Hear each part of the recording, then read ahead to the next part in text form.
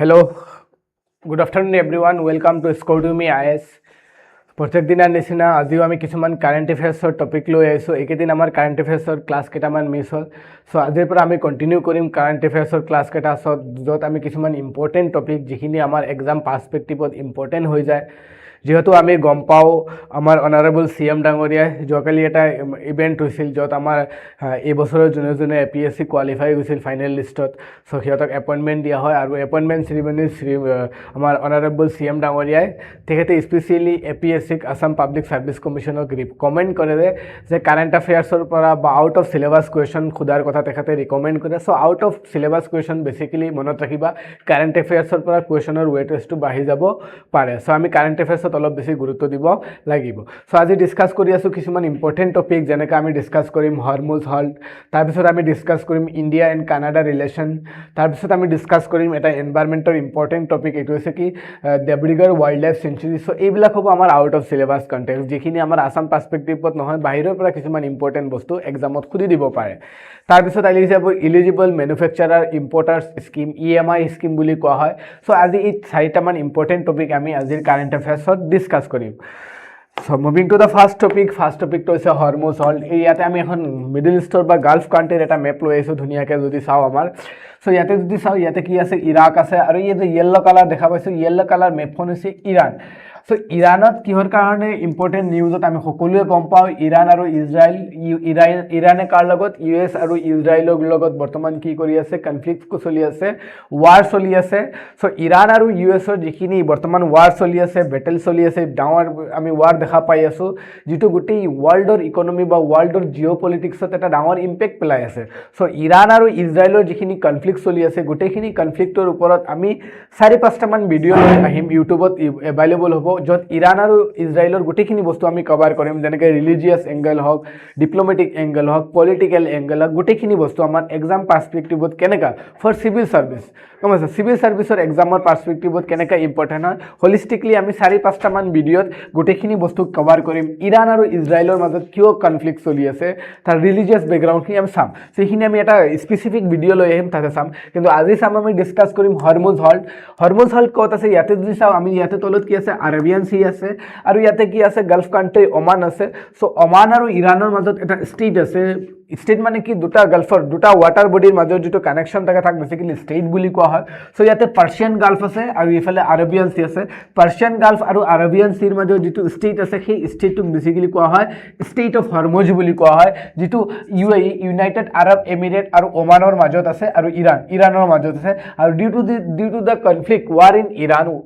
ইৰাণত যুদ্ধ হোৱাৰ কাৰণে এই ষ্টেট অফ হৰমুজৰ ওপৰত এটা ডাঙৰ ইমপ্লিকেশ্যন কৰা হৈছে, আৰু বৰ্তমান ষ্টেট অফ হৰমুজৰ ওপৰত ইৰাণে কণ্ট্ৰল কৰি আছে। তাতে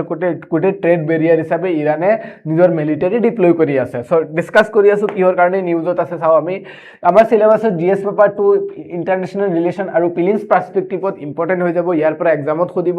ষ্টেট অফ হৰমুজ ক'ত আছে, কাক কানেক্ট কৰি আছে ষ্টেট অফ হৰমুজে।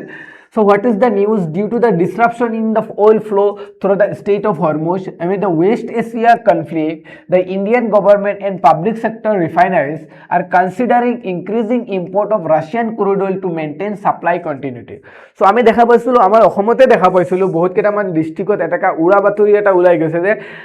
ইৰাণত যিটো কনফ্লিক্ট চলি আছে, ৱেষ্ট এছিয়াত যিটো যে কনফ্লিক্ট চলি আছে, সেই কনফ্লিক্টৰ কাৰণে ষ্টেট অফ হৰমুজ বৰ্তমান বন্ধ কৰি ৰখা হৈছে ট্ৰেডৰ কাৰণে, যাৰ কাৰণে ষ্টেট অফ হৰমুজৰ ফালে যিটো অইলৰ ট্ৰেড হয়, সেই অইল ট্ৰেডৰ ওপৰত আমাৰ ইণ্ডিয়াৰ 50% অইল তাৰ ওপৰতে ডিপেণ্ডেণ্ট হৈ আছে। চ' এটা উৰা বাতৰি আমি দেখা পাইছিলোঁ, চব মানুহ ওলাই আহিছে যে আমাৰ পেট্ৰল বা ডিজেল এইবিলাকৰ প্ৰাইচ হঠাৎ বাঢ়ি যাব পাৰে। কোনোবাইতো এনেকৈ এজাম্পশ্যন কৰিছে যে 150 টকাৰ ওপৰত পেট্ৰলৰ লিটাৰ হৈ যাব, ডিজেলৰ লিটাৰ 150 টকাৰ ওপৰত হৈ যাব। চ' এনেকৈ উৰা বাতৰি, জাষ্ট উৰা বাতৰি, ইয়াৰ ওপৰত ইমান ফ'কাছ কৰিব নালাগে, কাৰণ আমি কাৰ ওপৰত ডিপেণ্ড হৈ আছোঁ, আমাৰ সাপ্লাই চেইন যিটো যে আছে, সেই সাপ্লাই চেইনটো আমি ৰিভাৰ্চ মানে অল্টাৰনেটিভ এটা সাপ্লাই চেইনৰ ওপৰত আমি ডিপেণ্ড হৈ আছোঁ, সেইটো হৈছে কি ৰাছিয়ান। চ' মনত ৰাখিবা, ষ্টেট অফ হৰমুজৰ যিটো যে ট্ৰেড আছে, সেই ট্ৰেডৰ ওপৰত বেৰিয়াৰ অহাৰ পিছতো আমি এটা অল্টাৰনেটিভ সাপ্লাই চেইন ডেভেলপ কৰি আছোঁ, যিটো কি ৰাছিয়ান কৰিডৰ। চ' ৰাছিয়াৰ ওপৰত আমি ডিপেণ্ড হৈ আছোঁ এতিয়া। India head recently reduce Russian oil parcel, কিন্তু আমি দেখা পাওঁ এই কনফ্লিক্ট হোৱাৰ আগতে যেতিয়া আমি দেখা পাইছিলোঁ কি ইউনাইটেড ষ্টেট আমেৰিকাৰ লগত আমাৰ কেইদিনমান আগত এটা ট্ৰেড নেগোসিয়েশন সাইন কৰা হয় ৰিলেটেড টু টেৰিফ লৈ কিনে এটা ট্ৰেড নেগোসিয়েশন সাইন কৰা হয় আৰু সেই ট্ৰেড নেগোসিয়েশনত আমাৰ ইণ্ডিয়ান গভৰ্নমেণ্টে আমেৰিকাত এসুৰেন্স দিছিল যে আমাৰ ইণ্ডিয়ান গভৰ্নমেণ্টে ৰাছিয়াৰ পৰা আৰু তেল প্ৰকিউৰমেণ্ট নকৰে তেল কিনি নানে গমছ অনলি কাৰ পৰা তেল আনিব ৱেষ্ট এছিয়াৰ পৰা তেল কিনি আনিব আৰু কৰ পৰা ভেনিজুৱেলা বা আমেৰিকাৰ পৰা তেল কিনি আনিব ৰাছিয়াৰ পৰা তেল নিকিনে বুলি ইণ্ডিয়াই কাক এসুৰেন্স দিছিল আমেৰিকাক বা ইউনাইটেড ষ্টেটক এসুৰেন্স দিছিল কিন্তু আমি দেখা পাওঁ ষ্টেট অফ হৰমুজৰ ওপৰত যেতিয়া ট্ৰেড বেৰিয়াৰ ডেভেলপ হৈ যায় due to the conflict in West Asia so' ইণ্ডিয়াই নিজৰ অল্টাৰনেটিভ oil supply কাৰ ওপৰত ডিপেন্ড কৰিব লগা হৈছে ৰাছিয়াৰ ওপৰত ডিপেন্ড কৰিব লগা হৈছে however with Hormuz shipments effectively suspended the abundant Russian supply could help Indian manage potential shortage so এই state of Hormuzৰ ওপৰত যেটো ট্ৰেড বেৰিয়াৰ oil ট্ৰেডৰ ওপৰত যেটো বেৰিয়াৰ ক্ৰিয়েট হৈ আছে সেই বেৰিয়াৰটো আমি অল্টাৰনেটিভ ৰাস্তা এটা কাৰ পৰা ৰাছিয়াৰ পৰা ডেভেলপ কৰিছো so Russia always our best friend Russia সদায় আমাৰ এজন ভাল বন্ধু হিচাপে কাম কৰি আছে যেতিয়া আমাৰ ইণ্ডিয়াৰ বিভিন্ন ধৰণৰ শৰ্টেজৰ পৰা আৰম্ভ কৰি কিনে বিভিন্ন ধৰণৰ আমাৰ ইয়াতে ডেফিচিট যেতিয়া দেখা পায় Russia as a best friend আমাৰ ওচৰত আহি কিনে আমাক হেল্প কৰে সো এতিয়া চাও কি India all dependence on the strait of Hormuz strait of হৰমুজৰ ওপৰত ইণ্ডিয়া কেনেকা নিজৰ ডিপেন্ডেন্স হৈ আছে around 2.5 to 2.7 million barrel per day of Indian crude oil import passes through the state of Hormuz এই যেটো যে state of Hormuz দেখা পাইছিল ওপৰত কি আছে ইৰাণ আছে দেখা পাইছা ন ইৰাণ সো এই ইৰাণ আছে ইফালে কি আছে Gulf country United Arab emirate Oman আছে আৰু ইয়াৰ মাজতে যেটো যে সাৰ্কেলটো দেখা পাইছা ন এই সাৰ্কেলটো হৈছে কি state of Hormuz so basically মনত ৰাখিবা state of Hormuzৰ ফালে আমাৰ ইণ্ডিয়ালৈকে ডেইলি 2.5 পৰা 2.7 মিলিয়ন বেৰেল কি হয় ক্ৰুড অইল ইণ্ডিয়াত ইম্পোৰ্ট হয় আৰু যেতিয়া এই ৰাস্তাটো যেতিয়া বন্ধ হৈ গৈছে obviously কি 2.5 পৰা 2.7 মিলিয়ন বেৰেল ক্ৰুড অইল আমাৰ ইণ্ডিয়াত ইম্পোৰ্ট হোৱা বন্ধ হৈ গৈছে obviously আমাৰ ইণ্ডিয়াত কি হ'ব ক্ৰুড অইলৰ শৰ্টেজ দেখা পোৱা যাব this account for nearly half of India's total oil import আৰু ইটো ইণ্ডিয়াৰ কি 50% oil import ইণ্ডিয়া যিমান oil import কৰে বেলেগ দেশৰ পৰা যিমান তেল কিনি আনে তাৰে 50% তেল oil কৰ পৰা কিনি আনে এই ষ্টেট অফ হৰমুজৰ ফালেই কিনি লৈ আহে গমছা বস্তুটো সো ইটো almost 50% of India's total oil mainly from ইৰাকৰ পৰা আহে ইটো ইৰাকৰ পৰা আহে সৌদি আৰবৰ পৰা আহে ইউনাইটেড আৰব এমিৰেটৰ পৰা আহে আৰু কৰ পৰা আহে কুৱেইটৰ পৰা আহে মনত ৰাখিবা Indian is world third largest crude oil consumer and import over 88% of oil needs so ইণ্ডিয়াৰ যিমান তেল লাগে তাৰে 88% কি অইল বাহিৰৰ পৰা ইম্পোৰ্ট কৰে ইণ্ডিয়াই আৰু ইণ্ডিয়া ওয়াৰ্ল্ডৰ ভিতৰত third largest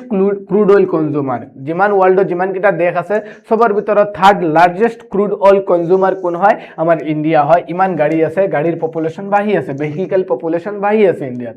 so a large share of its gas consumption also depend on import from west asia on through this state আৰু natural gasৰ consumption আমি দেখা পাও এই ষ্টেটৰ ইম্পৰ্টৰ ওপৰত ডিপেন্ড হৈ আছে চাও এটা কি হয় strategic importance of strait of Hormuz strait এই যেটো যে আমি ষ্টেট অফ হৰমুজ দেখা পাইছো এই ষ্টেট অফ হৰমুজটো স্ট্ৰেটেজিকলি কেনেকা ইম্পৰ্টেন্ট এফালে আমাৰ ইণ্ডিয়া দেখা পাইছো ইণ্ডিয়া ইয়াতে এটা ষ্টেট অফ হৰমুজৰ ওচৰত ইয়াতে ইৰাণত এটা পোৰ্ট আছে যেটো পোৰ্ট আমাৰ ইণ্ডিয়া ডেভেলপ কৰিছিল যি পোৰ্টৰ নাম হৈছে চাবাহাৰ পোৰ্ট সো এই চাবাহাৰ পোৰ্টৰ পৰা হৈ কেনে ষ্টেট অফ হৰমুজ হৈ কেনে ইৰাণ বা ইৰাক হৈ কেনে আমি তুৰ্কী হৈ কেনে ইস্তানবুল হৈ কেনে আমি ক'ত সোমাব পাৰো ইস্তানবুল হৈ কেনে আমি ক'ত সোমাব পাৰো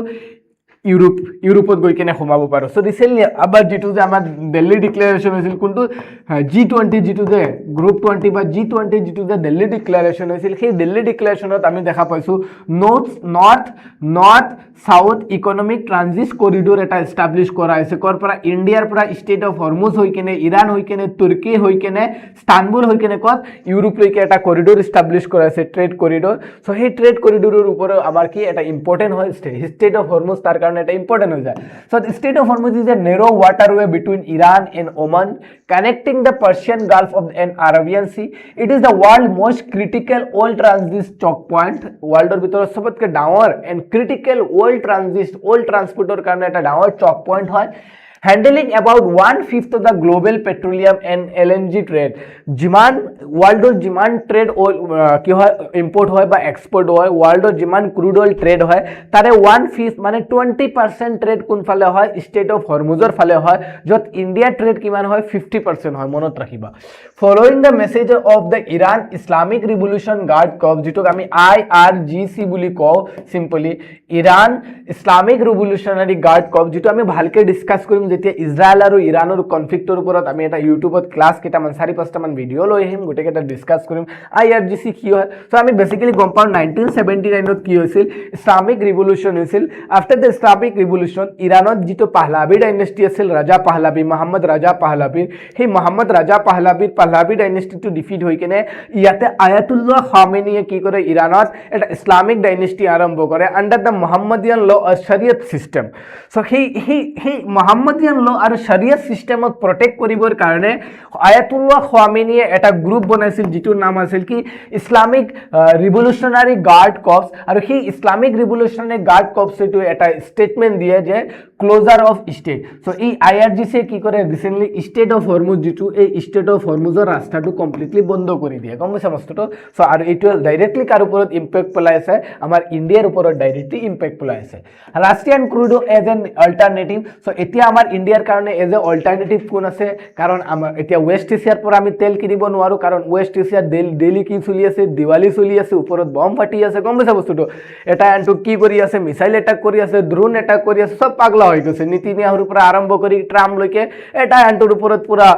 ধামাকা বজাই আছে, গম পাইছে। হোলি টাইমত দিৱালী চেলিব্ৰেট হৈ আছে, ক'ত চলি আছে, ৱেষ্ট এছিয়াত হৈ আছে। চ' সেইটো ডাইৰেক্ট আমাৰ ইণ্ডিয়াৰ ওপৰত ইম্পেক্ট পেলাই আছে, কাৰণ ষ্টেট অফ হৰমুজটো বন্ধ হৈ গ'ল, য'ত আমাৰ ইণ্ডিয়াৰ 50% অইল ইম্পৰ্ট ক'ৰ পৰা হৈ আছে, ষ্টেট অফ হৰমুজৰ পৰা হৈ আছে। সেইফালে ট্ৰাম্প পাগলা হৈ গৈছে। ট্ৰাম্পে কেইদিন আগত কি ক'লে যে ইণ্ডিয়াই ৰাছিয়াৰ পৰা তেল কিনিব নোৱাৰে, আৰু য'ত আমাৰ মোদী যে ডাঙৰীয়া গৈ কেনে ট্ৰাম্পৰ ওচৰত চাৰেণ্ডাৰ হ'ব লগা হৈ গৈছিল। চ' এতিয়া আমাৰ ইণ্ডিয়াৰ কাৰণে এটাই অল্টাৰনেটিভ কি, ৰাছিয়া।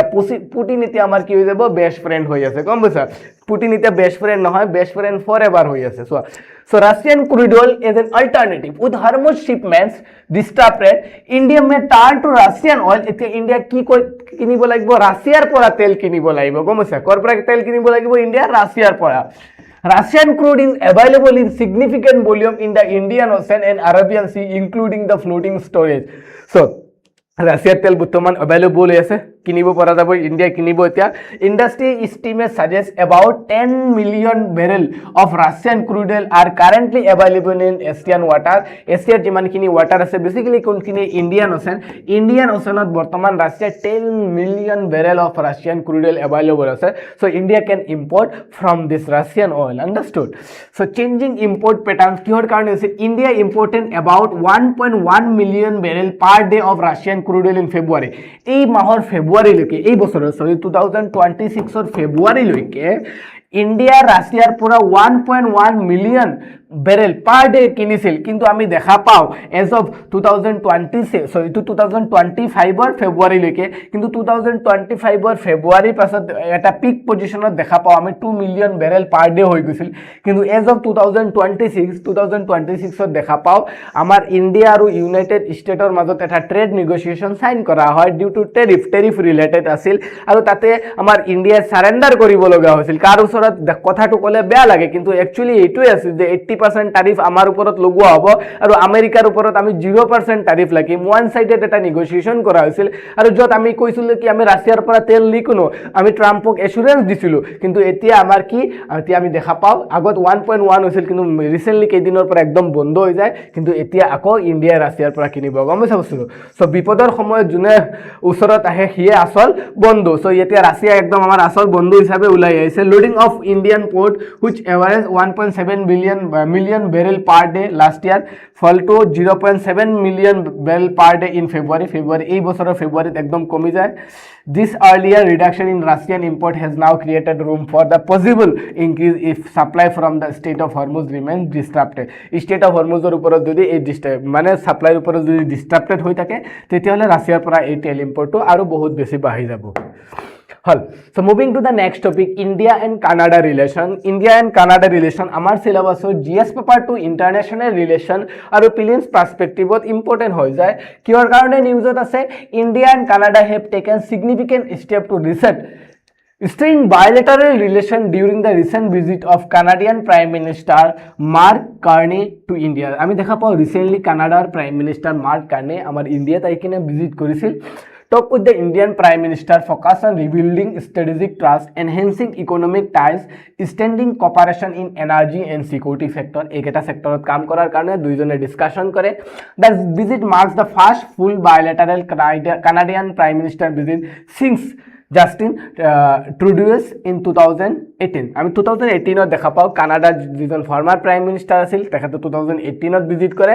আৰু 2018 পিছত 2026 আমি বহুত দিনৰ পিছত দেখা পাও কানাডাৰ প্ৰাইম মিনিষ্টাৰ আৰু এজনে ভিজিট কৰি আছে বাইলেৰ ভিজিট হৈ আছে কিন্তু আমি 2023 দেখা পাও ইন্ডিয়া আৰু কানাডাৰ যেটো ডিপ্লোমেটিক ৰিলেশন আছে সেই ডিপ্লোমেটিক ৰিলেশনটো অলপ ডিসৰাপ্টেড হৈছিল due to the killing of Hardeep Singh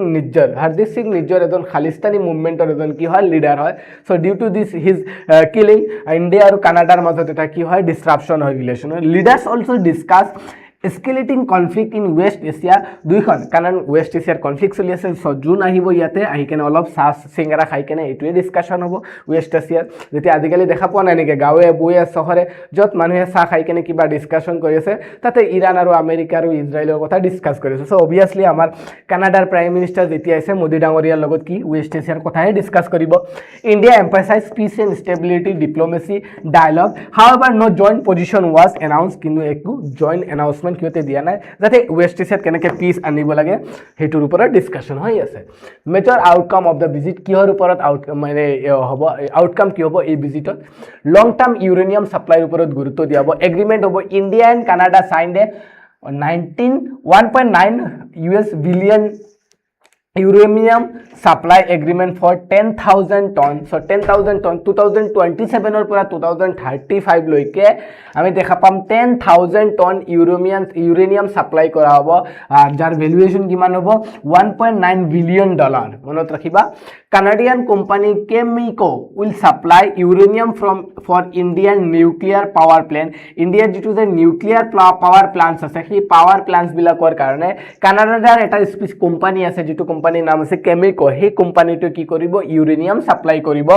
this will support India's civil nuclear energy program and clean energy transition and it is intended to ensure reliable baseload power through the nuclear energy so it will India nuclear energy উপৰত direct impact পৰিব যাৰ তাৰ যদি আমি significance কিনি যদি চাও enhance India's energy security civil nuclear cooperation ওপৰত কাম কৰিব help climate goal and net zero target যেটো আমাৰ net zero target আছে তাৰ ওপৰত কাম কৰিব build on earlier uranium supply agreement তাৰ ওপৰত কাম কৰিব সেকেন্ড যদি চাও কিহৰ ওপৰত কাম কৰা হৈ আছে এই ৰিসেন্ট ভিজিটত আমি দেখা পাম কম্প্ৰিহেনসিভ ইকোনমিক পাৰ্টনাৰশ্বিপ এগ্ৰিমেন্টৰ ওপৰত কাম কৰা হ'ব দুইখন দেখে কাম কৰি আছে সেপা বুলি কোৱাৰ লগে লগে মনত ৰাখিবা comprehensive economic partnership agreement so trade expansion goal যদি চাও টাৰ্ম অফ ৰেফাৰেন্স যেটো দুইখন দেশৰ মাজত এটা টাৰ্ম অফ ৰেফাৰেন্স ৰখা হৈছে term of reference for CEPA negotiation finalise targeting to boost bilateral trade by 2030 from 8.66 US billion dollar to 50 US billion dollar এটা huge কি কৰা হ'ব ইনক্ৰিজ কৰা হ'ব 2000 by 2030 সো বৰ্তমান কিমান চলি আছে 8.66 বিলিয়ন ডলাৰ চলি আছে সো by 2030 দুইখন দেশৰ মাজৰ bilateral trade to কিমান ইনক্ৰিজ কৰিব লাগে 50 US বিলিয়ন ডলাৰ লৈকে ইনক্ৰিজ কৰিব লাগে আৰু এইটোৱে আছিল কি ট্ৰেড এক্সপানশনৰ দুইখন দেশৰ মাজৰ এটা ডাঙৰ টার্ম অফ রেফারেন্স के एरिया ऑफ कॉपरेशन की एरियार उपरत कॉपरेशन करा होबो clean energy critical minerals agricultural value chains advance manufacturing and technology cooperation एक এটা সেক্টৰৰ উপৰত গুৰুত্ব দিয়া হ'ব for comprehensive economic partnership agreement so comprehensive economic partnership এগ্ৰিমেন্টত আমি দেখা পাও ট্ৰেড এক্সপানশন কৰা হৈছে আৰু কিছুমান ইম্পৰ্টেন্ট সেক্টৰৰ ওপৰত কপাৰেশন কৰা হৈছে under this comprehensive economic partnership agreement between India and Canada তার পিছত যদি দেখা তার সিগনিফিকেন্স হিসাবে ট্রেড ডেভেলপমেন্ট হবো obviously diversify global economic partnership কারণ আমি সদায় গম পাও আমি ইন্ডিয়া সদায় কার উপর ডিপেন্ড হৈ আছো আমেরিকার উপর ডিপেন্ড হৈ আছো সদায় আমি আমেরিকার উপর ডিপেন্ড হৈ আছো আৰু সেইফালে চাইনাই কি কৰি আছে আমাৰ উপৰ ডাম্পিং কৰি আছে জি মন যায় কি আমাৰ উপৰ ডাম্পিং কৰি আছে চাইনাই আমাক ডাস্টবিন বনাই আছে জি মন যায় তাৰ উপৰ ডাম্পিং কৰি আছে সো এতিয়া আমি দেখা পাও কি হৈছে কানাডাৰ লগত যেটো কম্প্ৰিহেনসিভ ইকোনমিক পাৰ্টনাৰশিপ এগ্ৰিমেন্ট ডেভেলপ হল এই ডেভেলপমেন্টে আমাৰ গ্লোবেল ইকোনমিক আমাৰ ইন্ডিয়াৰ মাৰ্কেটটো অলপ ডাইভাৰ্সিফাই কৰি দিব গম পাইছা যেনেকৈ বৰ্তমান জাপানৰ লগত কৰা হৈ আছে জাপানৰ লগত আন্ডাৰ কোৱাড স্পেশালি আমাৰ আসাম গভৰ্নমেণ্টে কি কৰি আছে জাপানৰ লগত আমাৰ ইকোনমিক প্লেসমেন্টৰ কাৰণে আসাম গভৰ্নমেণ্টে জাপানৰ লগত বহুতখিনি নেগোসিয়েশন কৰি আছে যাতে আসামত যিখিনি স্কিল লেবাৰ আছে স্কিল ওয়াৰ্কফোৰ্স আছে সেইখিনি জাপানত কেনেদৰে ভালকে এমপ্লয়মেন্ট কৰিব পৰা যায় ইন ডিফাৰেন্ট স্কিল সেক্টৰ তাৰ ওপৰত আমাৰ স্কৰ্ডমি আইএস কি কৰি আছে এটা ডাঙৰ ইনিশিয়েটিভ লৈ আছে অলৰেডি আমাৰ বিভিন্ন সাইট বিলাকত अवेलेबल আছে যোন ইচ্ছুক আছে এপ্লাই কৰিব পাৰা এটা ভাল অপৰচুনিটি যদি এজ এ এনআৰআই হিচাপে কিবা ইণ্ডিয়াত ৰেমিটেন্সত যদি বা ফৰেক্স হিচাপত যদি কন্ট্ৰিবিউট কৰিব বিচাৰা আৰু জাপানৰ ভাইবটো যদি ল'ব বিচাৰা you can try understood so enjoy কৰিবা তাতে ৰেজিষ্টাৰ কৰিবা হল ৰিভাইভ সাসপেন্ডেড ট্ৰেড নেগোসিয়েশন এইটো এটা ডাঙৰ সিগনিফিকেন্স হ'ব তাৰপিছত নেক্সট টপিকটো চাওঁ যদি কিহৰ ওপৰত গুৰুত্ব দিয়া হ'ব ষ্ট্ৰেটেজিক এনাৰ্জি পাৰ্টনাৰশ্বিপৰ ওপৰত গুৰুত্ব দিয়া হ'ব ষ্ট্ৰেটেজিক এনাৰ্জি পাৰ্টনাৰশ্বিপ মানে কি India and Canada agreed to cooperate in uranium সাপ্লাইৰ ওপৰত গুৰুত্ব দিয়া হৈ আছে ৰিনিউৱেবল এনাৰ্জিৰ ওপৰত গুৰুত্ব দিয়া আছে এলপিজি লিকুইড পিউৰিফাইড গেছ সেক্টৰৰ ওপৰত nuclear technology small modular reactor যিবিলাক এমআৰএস বুলি আছে যিখিনি আমাৰ কত নিউক্লিয়াৰ ৰিয়েক্টৰ যিখিনি প্লান্ট আছে তাতে ইউজ কৰা হয় এণ্ড এডভান্সড ৰিয়েক্টৰ এইবিলাকৰ ওপৰত এইখিনি সেক্টৰৰ ওপৰত গুৰুত্ব পাৰ্টনাৰশ্বিপ লোৱা হৈছে ইণ্ডিয়া আৰু কানাডাৰ মাজত this reflect a shift towards clean energy cooperation and energy transition এনাৰ্জিৰ ওপৰত বেছিকেলি গুৰুত্ব দিয়া আছে মাল্টিলেটাৰেল কোঅপাৰেশ্যন যদি চাওঁ Canada agreed to join International Solar Alliance যিটো IASA আছিল ইণ্টাৰনেশ্যনেল সোলাৰ এলায়েন্স যিটো আমাৰ ইণ্ডিয়াৰে আছিল কপৰ এটা ইনিচিয়েটিভ আছিল যাৰ পৰা আমি ৰিসেন্টলি দেখা পাওঁ আমেৰিকাই ইয়াৰ পৰা মেম্বাৰশ্বিপটো উইথড্ৰ কৰি দিয়ে আমেৰিকা আউট হলে কি হয় এটা কানাডা আহি সোমাই আছে ইয়াতে গ্লোবেল বায়োফুল এলায়েন্স যিটো আমাৰ ইণ্ডিয়াৰে এটা ইনিচিয়েটিভ আছে সো এইকেইটা ইনিচিয়েটিভত কানাডাই কি কৰিব এতিয়া জইন কৰিব আমাৰ ইণ্ডিয়াৰে ইনিচিয়েটিভ আছিল সো সিকিউৰিটি এণ্ড ষ্ট্ৰেটেজিক কোঅপাৰেশ্যনৰ ওপৰত both side agreed to extend cooperation in counter terrorism ওপৰত গুৰুত্ব দিব যাৰ ওপৰত মই এটা স্কিম পঢ়াইছিলো মনত আছে চাগে সকলোৰে प्रहार বুলি এটা কি হয় আমাৰ ইণ্ডিয়াৰ প্ৰথম এন্টি টেৰৰিজম এটা কি হয় এটা সিগনিফিকেন্ট ইনিচিয়েটিভ হয় violent extremism organised crime and intelligence sharing এইকেইটাৰ ওপৰত গুৰুত্ব দিব স্পেশালি ইয়াতে খালিস্তানী যিটো যে মুভমেন্ট আছে ভায়োলেন্ট যিটো যে আমি দেখা পাম এক্সট্ৰিমিজম তাৰ ওপৰতো এটা স্পেশাল ফোকাস ৰখা হৈছে দুইখন দেশৰ মাজত so they agreed convince to join working group on counter terrorism ওপৰত গুৰুত্ব দিয়া হৈ আছে strategic significance for India economic importance access to critical minerals energy resource and advanced technology এখিনি আমাৰ ইকোনমিক ইম্পৰ্টেন্স হৈ যাব ইণ্ডিয়াৰ কাৰণে ইণ্ডিয়া আৰু কানাডাৰ এই ৰিলেশনশিপে এনাৰ্জি সিকিউৰিটি দিছা reliable uranium supply for nuclear energy expansion recent visit যিটো ইণ্ডিয়া কানাডাৰ প্ৰাইম মিনিষ্টাৰৰ যিটো ৰিসেন্ট ভিজিট হৈছে সেই ৰিসেন্ট ভিজিটে ইণ্ডিয়াত ষ্ট্ৰেটেজিক কেনেকা সিগনিফিকেন্ট কৰিব ইকোনমিক ইম্পৰ্টেন্স ডেভেলপ কৰিব এনাৰ্জি সিকিউৰিটি প্ৰভাইড কৰিব ক্লাইমেট গোল ইণ্ডেক্স যিটো আছে nuclear and renewable cooperation support লো কাৰ্বন গ্ৰোথ যেটো আমাৰ ইণ্ডিয়াৰ এটা টাৰ্গেট হয় মানে পঞ্চমৃত সকলো মনত আছে না পঞ্চমৃত Indo Pacific strategy strengthens ties with G7 পাৰ্টনাৰৰ লগত টাই ডেভেলপ হ'ব ভালকে মনত থাকিবা সো ইণ্ডিয়া কানাডা ৰিলেশন যদি চাও India Canada and India share 75 years of diplomatic relation already 75 year relation হৈ গল আমাৰ ইণ্ডিয়া আৰু কানাডা 75 ইয়াৰ্স অফ ৰিলেশন হৈ গল which were formally designed as a strategic partnership in 2018 through former Canada Prime Minister jete India visit কৰিছে তেটা strategic partnership হিচাপে develop হৈছে so এটা কি comprehensive strategic economic partnership হিচাপে ডেভেলপ হৈ আছে সেপা হিচাপে ডেভেলপ হৈ আছে so India is Canada's largest source country for most immigration category which is 1.8 million including 4,25,000 Indian students মনত থাকিবা ইণ্ডিয়াৰ পৰা 1.8 মিলিয়ন মানুহ কোত আছে কানাডাত বসবাস কৰি আছে ইণ্ডিয়ান ডায়াসপৰা বহুত বেছি কাৰণ আমি দেখা পাম পাঞ্জাবৰ পৰা কানাডা বেছি দূৰ নহয় বহুত ওচৰত সব পাঞ্জাবী সকল কানাডাৰে শিফট হৈ যায় সো ইয়াতে 1.8 মিলিয়ন আমি দেখা পাও ইণ্ডিয়ান ডায়াসপৰা কোত আছে কানাডাত আছে যত 4,25,000 ইণ্ডিয়ান ষ্টুডেন্ট কোত আছে কানাডাত আছে So মনত থাকিবা এখিনি সো ইটো নিয়াৰলি 4% অফ ইস পপুলেশন কানাডাৰ যিমান পপুলেশন তাৰে 4% পপুলেশন ইণ্ডিয়ান ডায়াসপৰা হয়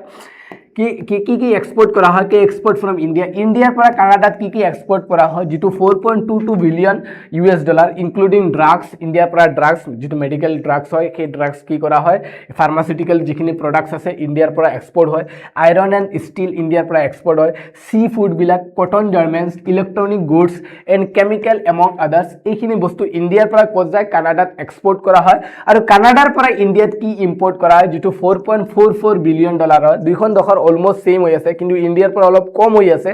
in compare to Canada so কানাডাৰ পৰা ইণ্ডিয়াত কি আহে যদি চাও পালসেস বিলাক আহে পালসেস গম পাইছা লেন্টিল যিখিনি আছে গম পাইছা আদাৰ যিখিনি পালসেস আছে না পালসেস যিখিনি ডালি আহে বহুত আহে মুগ ডালিৰ পৰা আৰম্ভ কৰি এনেকা বহুতখিনি আহে ডালি আহে লেন্টিলস বিলাক আহে পালস বিলাক আহে তাৰ পিছত দেখা পাও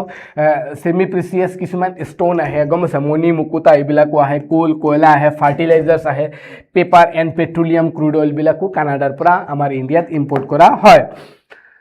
চ্যালেঞ্জেস যদি দেখা পাও ৰিসেন্টলি এটা ডাঙৰ চ্যালেঞ্জেস হৈছিল কিয়ৰ কাৰণে ট্ৰাষ্ট ডেফিসিট নিজ্জাৰ কিলিং এই যে দেখা পাইছো এজন মানুহ এজন আছিল কি খালিস্তানী মুভমেন্টৰ এক্সট্ৰিমিষ্ট মুভমেন্টৰ এজন ডাঙৰ লিডাৰ তেখেতৰ নাম আছে নিজ্জৰ আৰু তেখেতৰ মৃত্যু হৈ যায় কেতিয়া 2023 আৰু তেখেতৰ মৃত্যুৰ লগে লগে দুইখন দেশৰ মাজত এটা ৰিলেশনশিপৰ আমি ট্ৰাষ্ট ডেফিসিট দেখা পাও Canadian agency reportedly claim involvement of Indian consular official in the killing of Hardeep Singh Nijjar which is India strongly denies কানাডাৰ যেটো